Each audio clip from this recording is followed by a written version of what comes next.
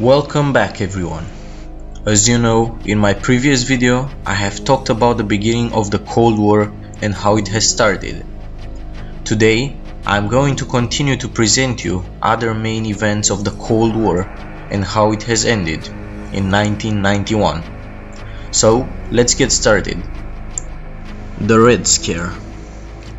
In the beginning of 1947, the House Un-American Activities Committee, or the HUAC, brought the Cold War home in another way. The committee began a series of hearings designed to show that communist subversion in the United States was alive and well. In Hollywood, the HUAC forced hundreds of people who worked in the movie industry to renounce left-wing political beliefs and testify against one another. More than 500 people lost their jobs. Many of these blacklisted writers, directors, actors, and others were unable to work again for more than a decade. HUAC also accused State Department workers of engaging in subversive activities. Soon, other anti-communist politicians, most notably Senator Joseph McCarthy, explained this probe to include anyone who worked in the federal government.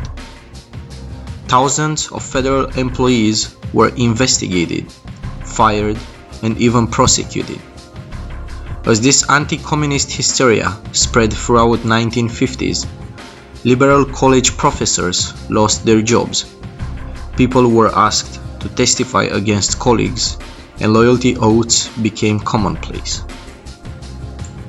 The Cold War abroad. The fight against subversion at home mirrored a growing concern with the Soviet threat abroad.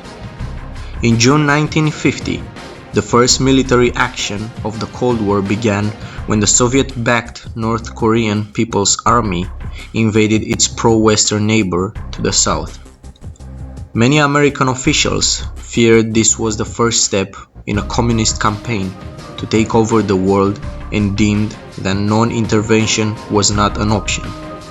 Truman sent the American military into Korea, but the Korean War dragged to a stalemate and ended in 1953. In 1955, the US and other members of the North Atlantic Treaty Organization, or also known as the NATO, made West Germany a member of NATO and permitted to rearm again. The Soviets responded with the Warsaw Pact, a mutual defense organization between the Soviet Union, Albania, Poland, Romania, Hungary, East Germany, Czechoslovakia, and Bulgaria, that set up a unified military command under Marshal Ivan S. Konev of the Soviet Union. Other international disputes followed.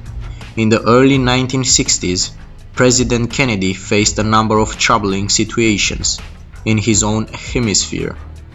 The Bay of Pigs invasion in 1961 and the Cuban Missile Crisis. The following year seemed to prove that the real communist threat now lay in the unstable, post-colonial Third World. Nowhere was this more apparent than in Vietnam, where the collapse of the French colonial regime had led to a struggle between the American-backed nationalist Dinh Diem in the south and the communist nationalist Ho Chi Minh in the north. Since the 1950s, the United States had been committed to the survival of an anti-communist government in the region, and by the early 1960s, it seemed clear to American leaders that if they were to successfully contain communist expansionism there, they would have to intervene more actively on Diem's behalf. However, what was intended to be a brief military action spiraled into a 10-year conflict. The close of the Cold War. Almost as soon as he took office, President Richard Nixon began to implement a new approach to international relations. Instead of viewing the world as a hostile, bipolar place, he suggested why not use diplomacy instead of military action to create more poles. To that end, he encouraged the United Nations to recognize the Communist Chinese government, and after a trip there in 1972 began to establish diplomatic relations with Beijing. At the same time, he adopted a policy of détente or relaxation toward the Soviet Union. In 1972, he and Soviet Premier Leonid Brezhnev signed the Strategic Arms Limitation Treaty, which prohibited the manufacture of nuclear missiles by both sides and took a step toward reducing the decades-old threat of nuclear war. Despite Nixon's efforts, the Cold War heated up again under President Ronald Reagan. Like many leaders of his generation, Reagan believed that the spread of communism anywhere threatened freedom everywhere. As a result, he worked to provide financial and military aid to anti-communist governments and insurgencies around the world. This policy, particularly as it was applied in the developing world in places like Grenada and El Salvador, was known as the Reagan Doctrine. Even as Reagan fought communism in Central America, however, the Soviet Union was disintegrating. In response to severe economic problems and growing political ferment in the USSR, Premier Mikhail Gorbachev took office in 1985 and introduced two policies that redefined Russia's relationship to the rest of the world: the glasnost, or the political openness, and the perestroika, or the economic reform. Soviet influence in Eastern Europe waned. In 1989, every other communist state in the region replaced its government with a non-communist one. In November of that year, the Berlin Wall, the most visible symbol of the decades-long Cold War, was finally destroyed, just over 2 years after Reagan had challenged the Soviet premier in a speech at Brandenburg Gate in Berlin. Mr. Gorbachev, tear down this wall. By 1991, the Soviet Union itself had fallen apart.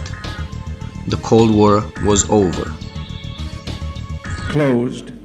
As long as this scar of a wall is permitted to stand, it is not the German question alone that remains open, but the question of freedom for all mankind. Well, this was all for today, so if you liked my video, please make sure to subscribe to my channel and turn on the notifications to see my latest videos. I wish you a good day. Thank you very much.